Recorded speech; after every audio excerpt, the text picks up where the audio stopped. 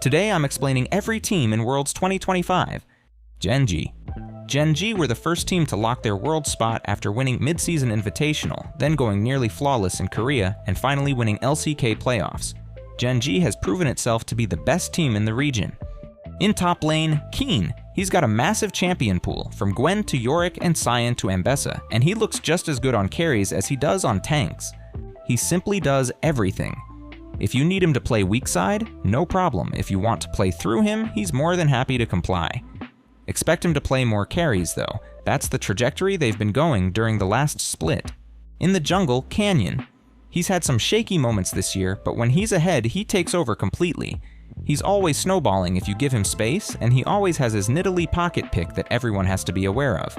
Canyon is a selfish player, which has a negative connotation, but it's just to say that he will spend more time early game making sure he can transition into mid game where he picks up the pace. It's a potential weakness, but he makes up for it with pure skill. In the mid lane, the man, the myth, the legend, Chovy. Probably the best mid laner in the world right now. He dominates lane, is unstoppable when farming, usually plays the big control picks like Azir, Orianna, and Ryze. Surprisingly, he has never picked up Syndra, which might become an issue if it goes up in priority. Regardless, that's just a tiny nitpick in an otherwise spotless resume. No matter the matchup, he's ahead. He's just that good. Bot lane consists of Ruler and Duro. Ruler is still one of the greatest ADCs ever, and he plays whatever the team needs, all to his usual chirurgical precision. He's always at the center of the action, looking for the right moment to go all in and secure a pentakill. He has a tiny weakness though. He might get caught off guard when catching waves in mid, and that's certainly something he's been trying to improve. Duro, on the other hand, is always in the right place, almost like a second jungler. His roams are game-changing, and he knows how to start fights when it matters most, especially on his patented Blitzcrank. An underappreciated part of his gameplay is in his vision game, opening angles not many teams get to have. The key strength of Gen.G is that everyone can carry. Their drafts are extremely flexible, their prep is arguably the best in the world, and they always have a plan that they know how to execute. This means they have the ability to maintain steam in games 4 and 5, and that's where most other teams start underperforming. If you want to beat them, you better start with a 2 games lead, otherwise it's going to be a very steep hill to climb.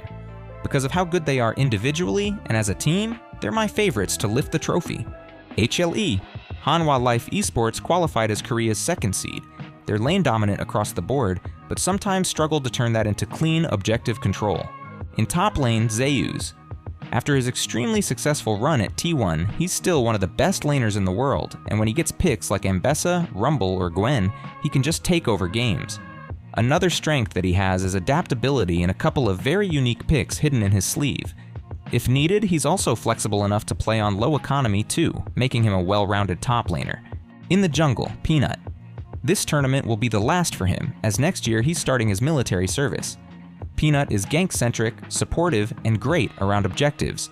He usually prefers tanky picks like Sejuani and Maokai, so the current AD fighter meta might make him struggle in Worlds. The team's success highly depends on him, so pay attention to what he does on the map. Their mid is Zeka. Despite the monstrous performance in Worlds with his Sylas and Akali a couple of years ago, he's had some trouble with the current mage meta and has been underperforming a bit. He is the most polarizing player on the team, which means his performance can range from terrific to below average. That said, he's still extremely talented, and only the best mids in the tournament will be able to capitalize on his mistakes. The bot lane consists of Viper and Delight. Viper is arguably the best AD carry in the world right now. His Lucian, Kai'Sa, Corki, and Yunara always pump out insane damage, and his clutch positioning makes him the real carry threat on this roster. If needed, he can also function on lower economy, giving up the spotlight for the rest of the team.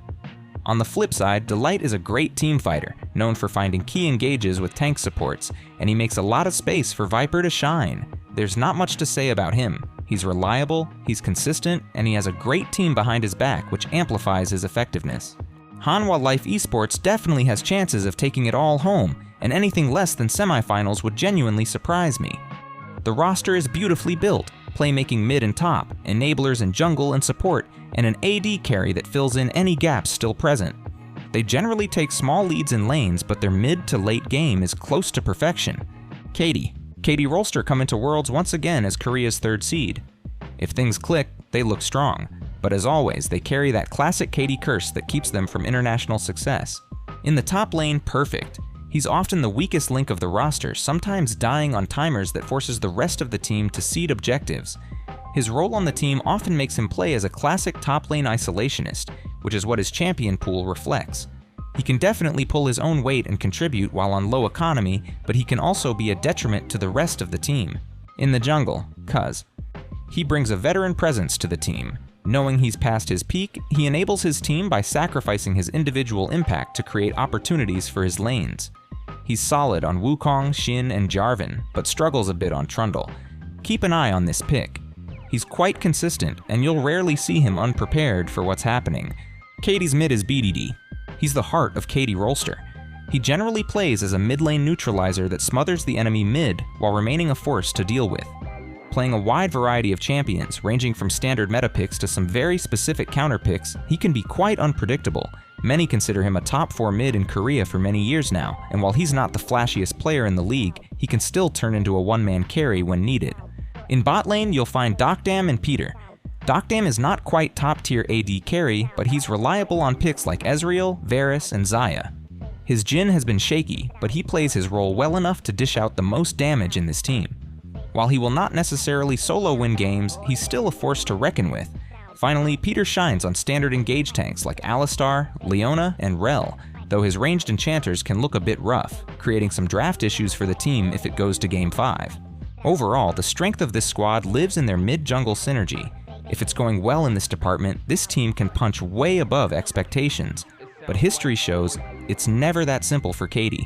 A bad quarters draw can definitely end their tournament there, but it highly depends on how the Swiss stage goes. It's a good team, but I wouldn't give them many chances of winning the tournament. T1 arrive at Worlds with one goal only: defend their title and achieve the first ever three-peat.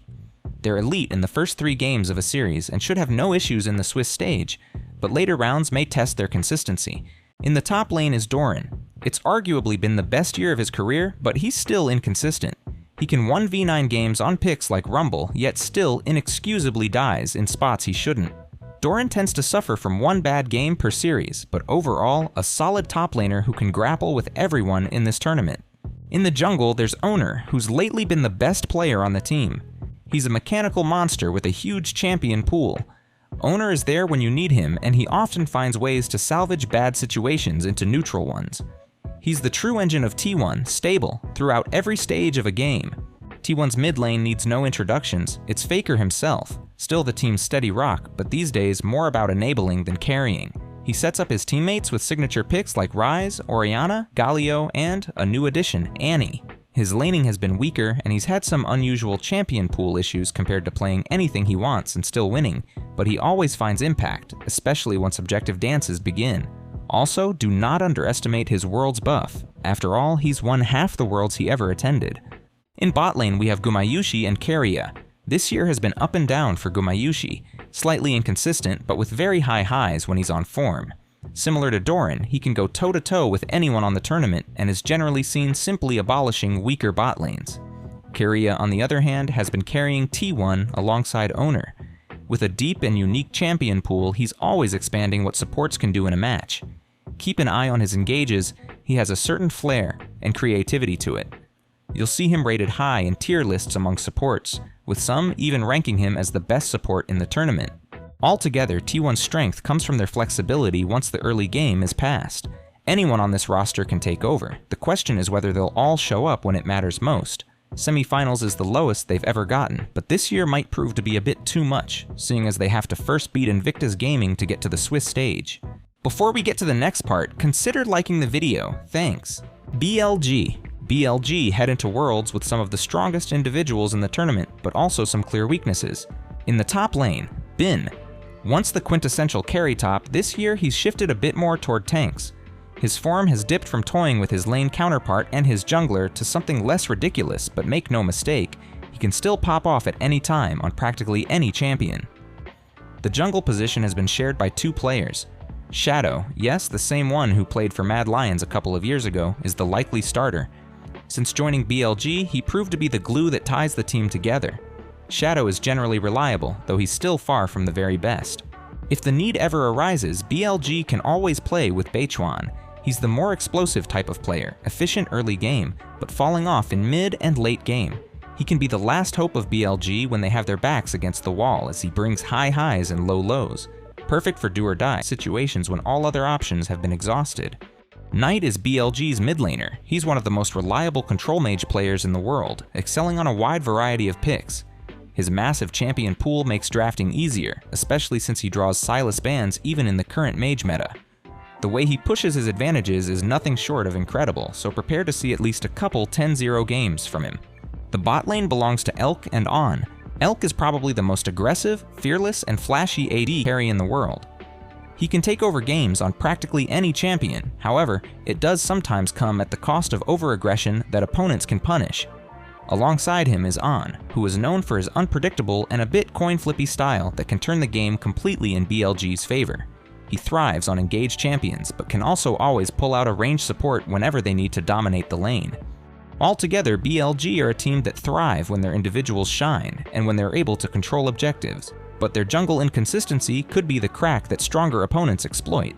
The lane talent is almost unmatched though, meaning it's going to be extremely difficult to win against BLG if you ever lose the laning phase. To sum it up, a definite title contender. AL arrive at Worlds as one of the most flexible teams in the tournament, but also one of the most inconsistent. In the top lane, Flandry, a veteran with years of experience, often underrated and playing the weak side. His scores sometimes suffer because he tends to die to create space for the rest of the team, so don't tunnel vision on numbers only. He's very solid in lane, rarely giving edges in lane, and always smoothly transitioning into mid-game where he starts flexing his impact. In the jungle, Tarzan, the elite of the team with a huge champion pool and some of the strongest team-fighting instincts in the world. When AL win, it's usually through him. He's scary on AD fighters and okay on tanks, which works out perfectly for him because the current jungle meta will be like a wind on his sails. In mid lane, there's Shanks. The West is not too familiar with this guy yet, but they're about to memorize his name real quick. He's aggressive and the main focal point of the roster, taking resources and often deciding the pace of the game. His champion pool is diverse. He's great on both ranged and melee mages, though his AD options looked a bit shaky this year, but no worries, he has a couple of hidden picks too. At bot lane, there's Hope and Kyle. Hope is the steady hand, usually taking scaling or utility picks. He's not the best on aggressive champions, but he rarely throws games away and you can always rely on him once late game comes. Kyle matches Hope's energy, playing all the meta champions and also sprinkling an enchanter here and there too. He's always stable, he adapts to what the team needs, he knows his timers, and he finds the angles you'd expect him to find. Together, they're one of the most stable bot lanes in the entire tournament. Altogether, this team is defined by their flexibility and champion pool, but they can sometimes be their own worst enemy with over-aggression. If they keep it together, they can upset anyone. I don't see how they don't reach the semis once they deal with their weakish early game, but that is still the prerequisite that needs to be met. TES. Top Esports come into Worlds as the third China's seed, and with a reputation that's all too familiar, the best early game team in the world, and the worst throwers in the world. In the top lane is 369. He's been the rock of top esports for years, usually playing weak side. While he's had a slightly inconsistent year, he's still sharing the best Chinese top laner status together with Bin, so do not underestimate him. His champion pool is solid, and while he does have his favorites, he can always pull out a Kennen or a Camille if the circumstances call for it. In the jungle, Kanavi.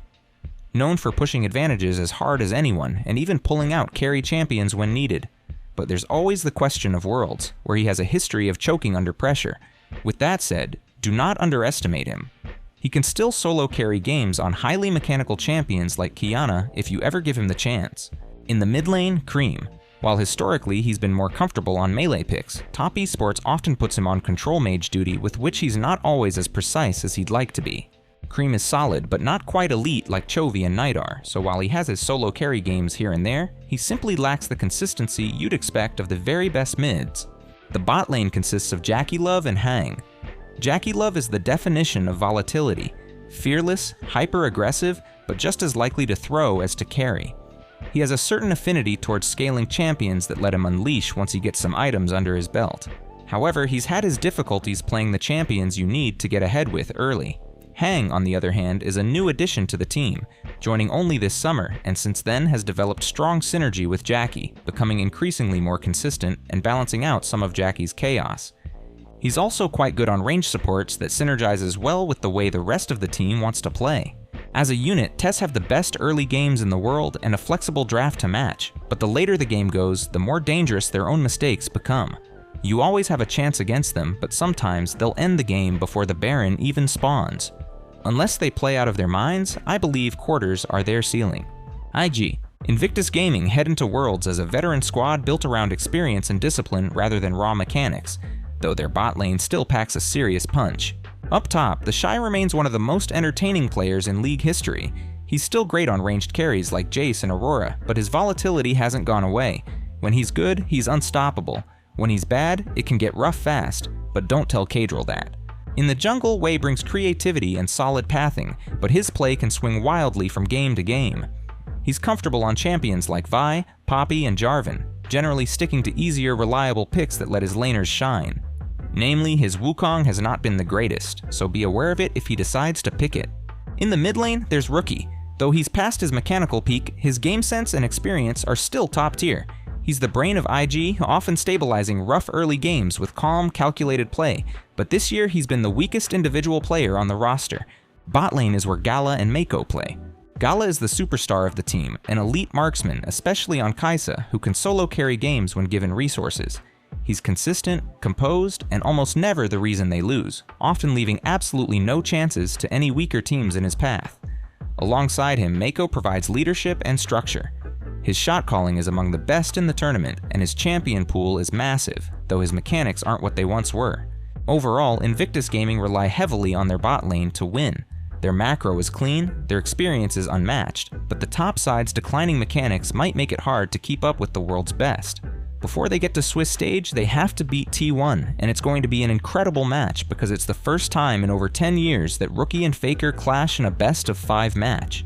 FlyQuest head into Worlds is the biggest hope for North America, powered by a roster that can match anyone on the right day. In the top lane, Bwipo. Always volatile, he has one of the deepest champion pools in the tournament, playing both meta staples and strange off-meta picks.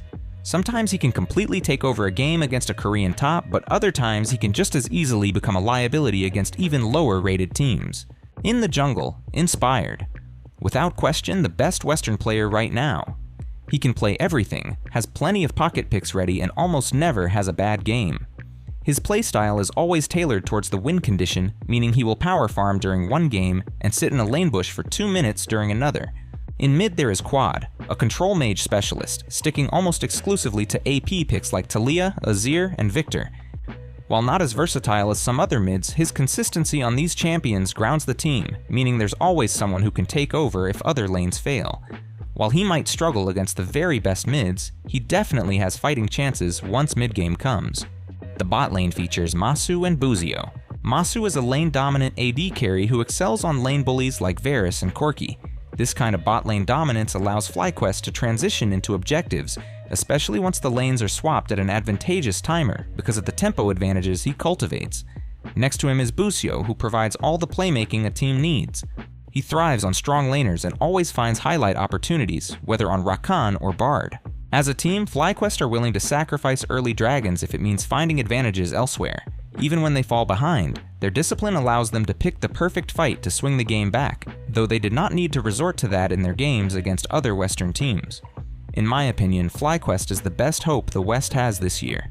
Last year they proved they have what it takes to push the best in the world to their limits, though I fear this year their journey might end similarly, losing quarters against a tournament favorite.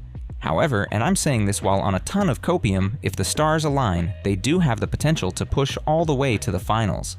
VKS. VKS is one of the most unpredictable wildcard teams in the tournament, capable of surprising anyone when their team fighting clicks.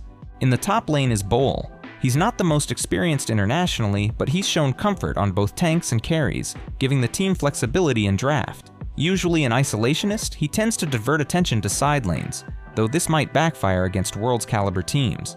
In the jungle, Decimus, the engine of the team.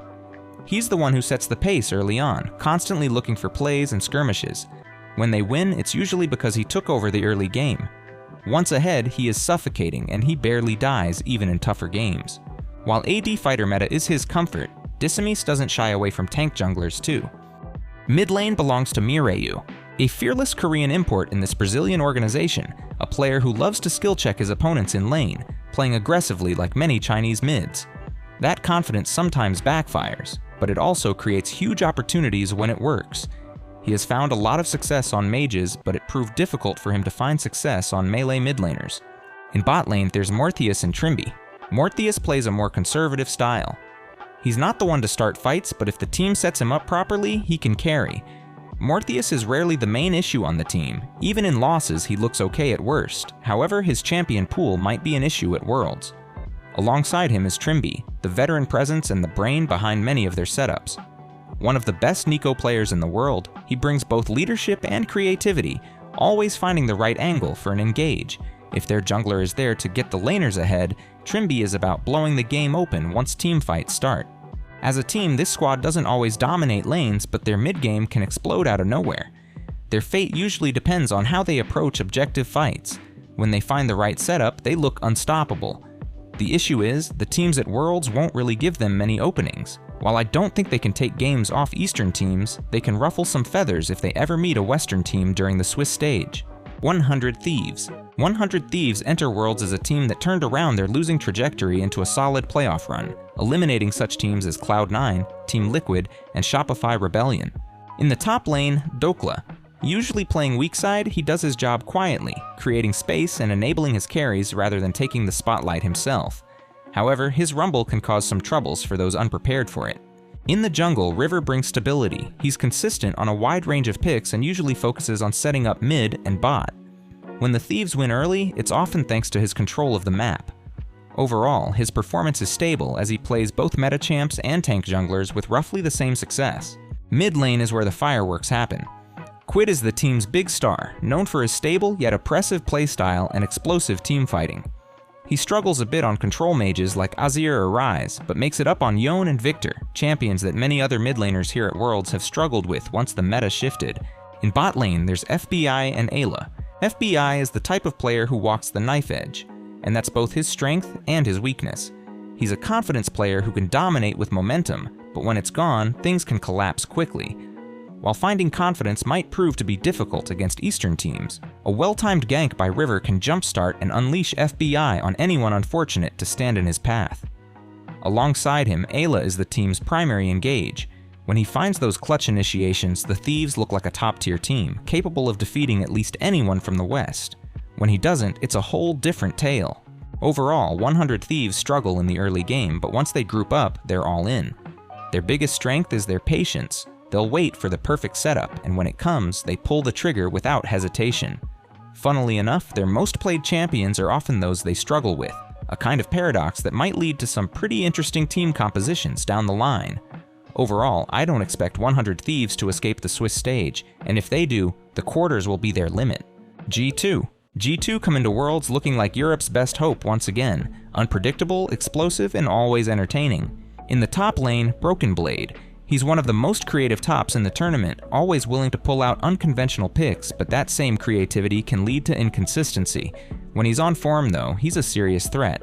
He will love the Jax buffs Riot has announced for the World's patch, and if all else fails, he can always resort to his trusted tanks. In the jungle, Skewmond. Unlike most junglers, he focuses less on ganks and more on tempo farming and neutralizing the enemy jungler. He's the team's stabilizer, not flashy, but often the reason G2 stay in control. He's one of the few junglers I expect to occasionally pull out an AP jungler like Zyra, so pay attention if he does. It's a risk that can swing the game in either direction. Then there's Caps in the mid lane, still the heart and soul of G2 and still capable of carrying entire games by himself. His clutch factor hasn't gone anywhere, and when he's on comfort picks like Annie or Talia, he can dismantle anyone. He has looked great in Europe this year, usually coming out of lane ahead. By now, he's the most experienced and decorated player in Europe, and the expectations for the claps are just as big. In bot lane, there's Hans Sama and Labrov. Hans dominates European lanes, always looking for proactive plays, and while the current meta doesn't fully favor his style, he still finds ways to make it work. Alongside him, Labrov is the playmaker, aggressive, sometimes chaotic, but always trying to start things. He has his demons too, mainly inconsistency and maybe a tiny bit too much eagerness to prove himself on an international stage. Nerves are his biggest issue, but if he deals with it, he can upset many support matchups. Overall, G2 found their rhythm later in the year. Every lane has carry potential, their drafts are flexible, and when everything clicks, they look unstoppable. However, there are plenty of potential pitfalls. The top father might struggle against Eastern tops, Scumon's inexperience could show, Craps might resurface in mid, Hans could choke under pressure, and Labrov's nerves might get the better of him. If those issues appear, G2 could once again fail to make it out of Swiss. But if everyone steps up, a semi-final finish feels like their ceiling. MCOY. MCOY are one of the most momentum-driven teams heading into Worlds. When they're on, they can upset anyone, but when they're not, things fall apart fast. In the top lane, Merwin. He's comfortable on the current meta picks like Ambessa, but isn't afraid to pull out something wildly unorthodox when the draft calls for it. In this regard, he's a bit like Broken Blade, but with a bit less tank affinity and a bit more carry potential. In the jungle, Elyoya is the team's engine. Probably the most underrated jungler in the tournament, his early game control and creative pathing often set the tempo for the team's success. He knows how to play to his win conditions and is the one driving the team forward from minute 1. Mid lane belongs to Jojo, an incredibly mechanical and lane-dominant player that Europe ripped out of the clutch of the Americas.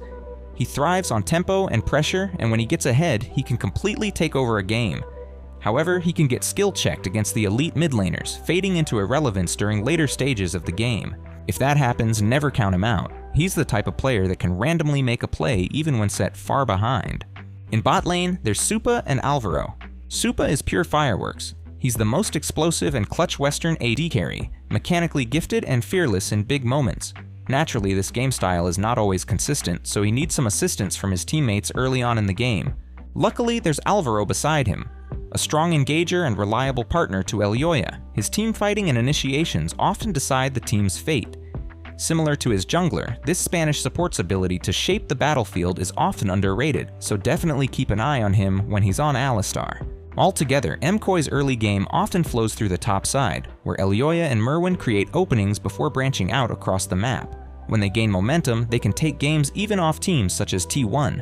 However, if their early game plans fail, the game can quickly turn into a one-sided stomp. Quarters are possible, but I doubt they can reach semi-finals. Fnatic. Fnatic come into Worlds as a team with some of the most explosive early games in Europe, but they tend to struggle converting those early advantages into clean mid-game wins. In the top lane, Oscarinen. He's shown he can dominate Western lanes and solo kill his opponents, but he's also a momentum player. When things go wrong early, he can struggle to find impact later on. A volatile player, he either snowballs or gets snowballed on. In the jungle, Razork. He's a classic playmaker. Razork prefers champions that can set up his laners, but his consistency is hit or miss. When he's playing how he intends to, he's the one making everything happen. In case everything else fails, he's a player that can resort to selfish picks like Nocturne. However, Fnatic's drafting has not been too keen on going that route. In mid, the killable demon prince, Poby. Despite mixed reception during the time of his joining, he's been the piece that finally made Fnatic click. Reliable, composed, and a key force in transitioning the team into the mid-game. However, the final challenge awaits ahead. Even though he has some experience playing with and against his Eastern counterparts, he's had his difficulties facing them in the past. On bot side, there's Upset and Mickey X. Upset is the kind of player who brings massive damage, especially on playmaking champions like Kai'Sa and Lucian. His carry potential is enormous, and Fnatic has been playing around it for the entire year. However, it's also a problem. Many taunt Upset as the potential man, playing professionally for almost a decade with almost nothing to show for. Whether this year remains the same depends heavily on Mickey. He's one of the best tempo supports in the world, always in the right place at the right time, with immaculate timing on engages and rotations. You do not want this man on a passive enchanter. He's the best European playmaking support. Altogether, Fnatic lives and dies by their bot lane advantage. If they can translate their early pressure into control around objectives, they'll be a serious threat. But if they stumble in the mid-game, their opponents can easily punish those mistakes. Similarly to MCOY, their peak hovers around quarters, but only time will show if Upset can break his curse. CFO arrive at Worlds as one of the most strategically flexible teams in the tournament, often rotating between two top laners depending on draft and matchup. First, Driver typically fills the tank role, solid on champions like Sion and Gragas, but heavily draft dependent and less impactful if the comp doesn't suit him. Rest, on the other hand, is the more versatile option. Known for his Kassanti, he can play both weak side and carry roles, though his laning tends to fall short against international competition. In the jungle, Gen.G is the clear carry of the team. When he's ahead, the whole team looks coordinated and aggressive, When he's not, the team struggles to find direction. Domestically, he's extremely dominant, fielding absurd scores in his wins. However, the real challenge is doing the same against much tougher international competition. Mid lane belongs to Hong Q, who's become more stable over time, with a mix of standard control mages and some off-meta surprises that can throw opponents off balance. Overall, he's a pretty well-rounded player who likes to get close in your face to dish out tons of damage, and naturally, he occasionally pays for it with his life. In the bot lane, there's Doggo and Kaiwing. Doggo is already known in the international stage, additionally having some experience playing in LPL. He's one of the most dominant AD carries in the region and regularly draws Kai'Sa bans thanks to his explosive playstyle. He's coming to Worlds together with Kaiwing, the veteran presence. While his experience is invaluable, his performances have been inconsistent, occasionally falling behind the pace of faster games. That said, he's still good enough to do his job, which is all about making sure fights start advantageously right from the get-go. Overall, CFO rely heavily on a strong early game to succeed. Their usage of 2 top laners gives them flexibility, but their limited champion pools and reliance on early leads can make them predictable against world-class opponents. Not to mention they have a history of simply not being able to mechanically challenge their opposition. I don't expect them to go past the Swiss stage, though they have chances of taking a game and playing spoiler for one of the other teams in the tournament. TSW. Team Secret Whales enter Worlds as a team full of potential, but also with plenty of inconsistency. Similarly to CFO, they also run 2 top laners, Hero and Pun. Hero prefers to play carries like Jace, Ambessa, and Rumble. When he's playing well, he can completely take over games and borderline solo carry them, but when he's not, he tends to disappear. On the flip side, Pun often rotates in for a less volatile look, favoring tanks like Sion. Even though he tends to gracefully lose lane, he's reliable, doesn't overextend in mid to late game, and gives the team a solid foundation to play around, even if it costs him his life to make space for everyone else. In the jungle, Hizdo is the mechanical core of the team. His early game pressure on picks like Wukong and Vi often sets the tempo, and when he's allowed to dictate the pace, everyone looks sharp and coordinated. He's also fond of mechanically intense picks like Nidalee, but it is unlikely that he will be able to use it to great success against international level junglers. Mid laner Dyer is the team's centerpiece, a true main character player. He thrives on champions like Ahri, Aurora, and Annie, but the current meta doesn't suit him well. He struggles on some control mages like Azir or Taliyah, which can make drafting tricky, but he has had a lot of success on Orianna. If their opponents want to target ban anything, it's this. In bot lane, we have Eddie and Taki. Eddie is volatile. When he's hot, he's explosive and can carry from behind. He's generally quiet during laning phase, however, as long as he has someone to enable him, he's like an unstoppable force once teamfights begin. Taki rounds out the roster with a support style focused on playmaking and roaming. He's comfortable on champions like Bard and Nico, though his preference for squishier supports can sometimes backfire in heavy engage metas. He tends to leave Eddie alone a bit earlier than most supports, but that seems to have worked out so far for them. Overall, this team likes to play through their jungle and mid synergy, with Eddie occasionally taking over when given resources. The talent is there, but whether they can keep it consistent is the real question. In my opinion, they will struggle a lot with top lane. Against international competition, Hero will find it hard to gain any meaningful leads while Pun might get completely obliterated and snowballed on. I don't expect these guys to make any meaningful waves, but I do honestly hope they'll prove me wrong. PSG Talon made their way into Worlds as a disciplined but somewhat passive team, often relying on coordination rather than individual heroics. In the top lane, Ozzy plays the weak side almost every game. He's steady on champions like Sion and Galio, providing utility rather than damage, but he can also pull out his Ambessa when needed. You won't really see him hard carrying. He's there to enable the rest of the map, which is evident from him failing to make any meaningful impact on lane-dominant champs like Gnar and Jace. In the jungle, Karsa is the team's veteran backbone. Known for his leadership and creative pathing, he shines on tanks like Sejuani and Skarner, meaning the current meta isn't doing him any favors. When he's allowed to play proactively, PSG look much more cohesive. However, if one thing goes wrong early on and he has to play on a back foot, then it becomes a big problem for the entire team. Mid laner Maple has returned from almost a season-long retirement, and he's still shaking off some rust. His best performances come on AD mids, but this meta pushes him toward control mages like Azir and Taliyah, where he's serviceable but not dominant. All of this gives me little confidence in seeing him perform as well as he usually would. The bot lane is where you'll find Betty and Woody, and alongside them all of the team's firepower. Betty is the clear star of the team, playing aggressive, lane-dominant champions like Corki, Varus, and Yunara. If they win, it's usually because Betty has been set up for success and can transition his advantages into all the objectives. Woody complements this with the ability to pivot between engaged tanks and more creative picks like Bard to work towards that win lane, win game, win condition. However, when he's on pure engage duty, his performance can be inconsistent, as sometimes his timing will be off and he'll die before anyone can follow up. Overall, PSG lack a true carry threat outside of Betty. They prefer to play slow, structured games centered around their jungler and bot lane, but their passivity could be punished by faster, more explosive teams. Maple's return was enough to help PSG make it to Worlds, but no matter how much I've liked this team in past tournaments, I'm afraid their journey will end without any wins this year. Thanks for watching. Please consider subscribing, and see you in the next video.